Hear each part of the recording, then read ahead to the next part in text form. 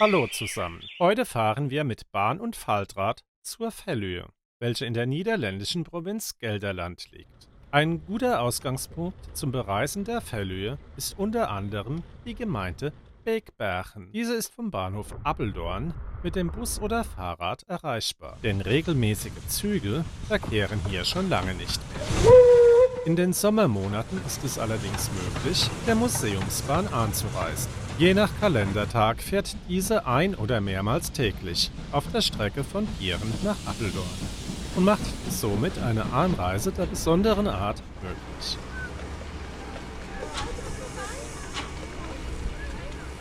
In Beekbergen oder alternativ in Osterhausen befinden sich zwar keine großen Hotels, aber gemütliche kleine und große Unterkünfte sind überall zu finden. Und dies gilt selbstverständlich auch für das Fahrrad. Von Beekbergen radeln wir also nach Hoenderloo, wo sich ein Eingang zum Nationalpark Hohe Fellöhe befindet. Die meisten Eintrittskarten werden online verkauft, aber auch hier am Haupteingang ist es möglich, eine zu erwerben. Im Preis inklusive ist das Ausleihen eines Fahrrades. Aufgrund der Größe des Nationalparkes empfiehlt es sich, nämlich nicht zu Fuß zu gehen. Und nun beginnt unsere Tour durch den 54,5 Quadratkilometer großen Nationalpark Hohe Fellöhe, welcher aus Wald, Dünen und Heidelandschaften besteht.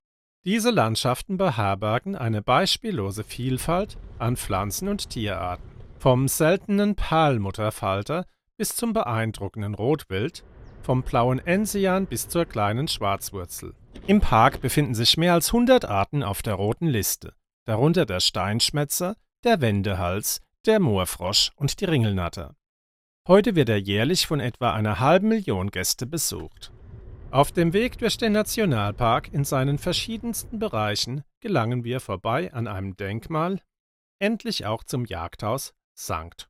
Hubertus, das aus der Luft gesehen einem Hirschgeweih gleicht.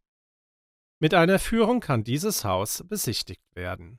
Der Park entstand, als der reiche Kaufmann Kröller und seine deutschstämmige Ehefrau 1909 das Gebiet als Jagdrevier kauften. Es wurde umzäunt und europäische Mufflons und Hirsche ausgesetzt. Als das Ehepaar durch die Wirtschaftskrise 1935 in Geldprobleme geriet, wurde der Park für das Publikum geöffnet. Wer genau hinsieht, kann auch immer wieder Wildschweine sehen, wobei die Weibchen mit ihren Frischlingen von diesem und vom letzten Jahr zusammenleben. Leben die Menschen allein. Aus regengeschützten Unterständen kann man auch immer wieder Wildschweinfamilien beobachten. Die Natur des Nationalparks ist überwältigend. Die verschiedenen Landschaften der alten Fellöhe wechseln sich ständig ab. Während unserer Tour durch den Park passieren wir Laub, Nadel- und Mischwälder, aber auch Heideflächen, Grasebene und Flugsandlandschaften. Hier am südlichen Ende des Parks angekommen, befinden sich interessante Hinweistafeln über die hier vorkommenden Tiere, welche sich in einer Pause gemütlich lesen lassen. Wenn man an Pflanzen denkt, denkt man schnell an auffallende und blühende Exemplare. Auf den kargen Sandböden des Parks wird man diese nicht oft antreffen. Wir können jedoch auf viele kleinere und manchmal unerwartete und seltene Arten stoßen. Auch Pilze kann man überall in den Wäldern entdecken.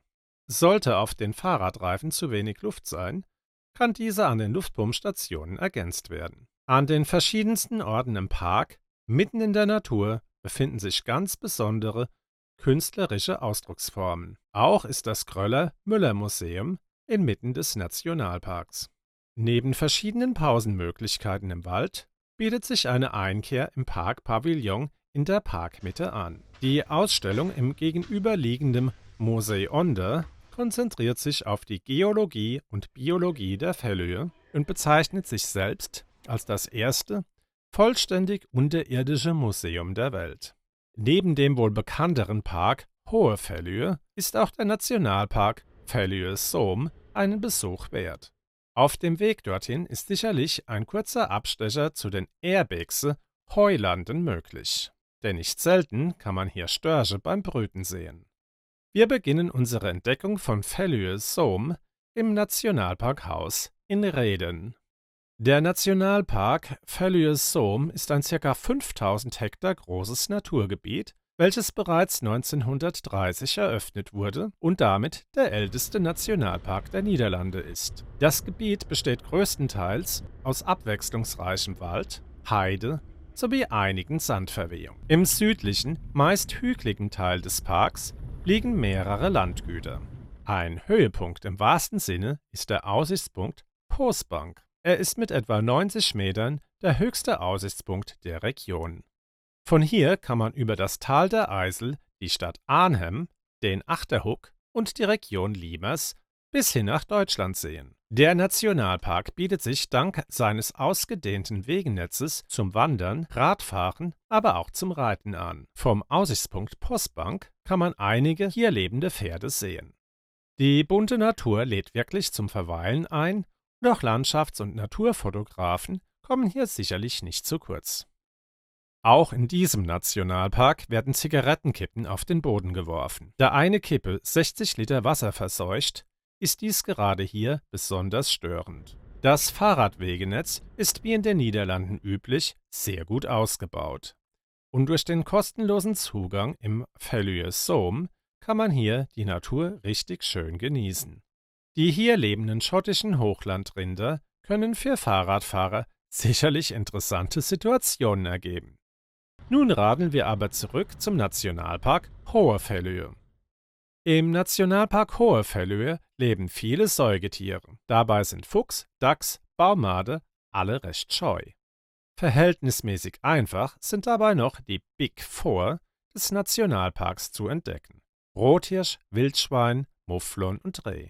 Mit etwas Glück kann man diese grasend auf einer Ebene entdecken und ihnen dabei zusehen. Auf dem abendlichen Weg nach Hause waren sie auf einmal da. Vor allem das kolossale Geweih, der beeindruckende Hals und die stolze Haltung machen die Hirsche zu etwas Besonderem.